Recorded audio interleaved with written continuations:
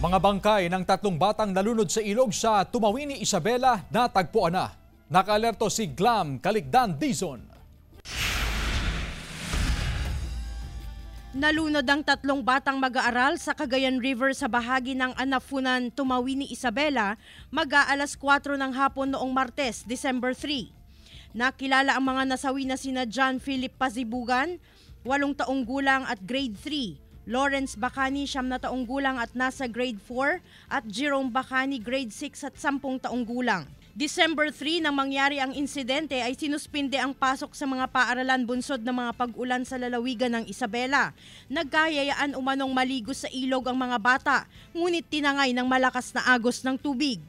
Natagpuan na ang mga labi ng mga bata kahapon matapos ang retrieval operations.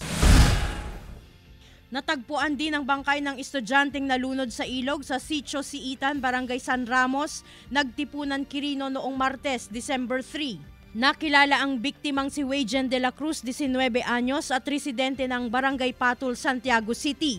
Ayon sa pulisya, nagkayayaang mamasyal sa Landingan Viewpoint ang grupo ng biktima.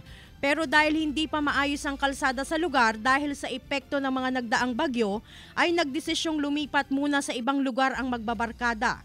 Habang pabalik ang mga ito, nagkayayaan sila sa naturang ilog. Pero hindi na sila dumaan sa mismong entrance ng ilog na dinarayong pasyalan sa lugar. Habang naliligo ang grupo ng biktima sa ilog, bigla raw tinangay ng malakas na agos ng tubig ang biktima. Naipasakamay na sa mga kaanak ang labi ng biktima. Glam Calicdan Dizon, One North Central Luzon.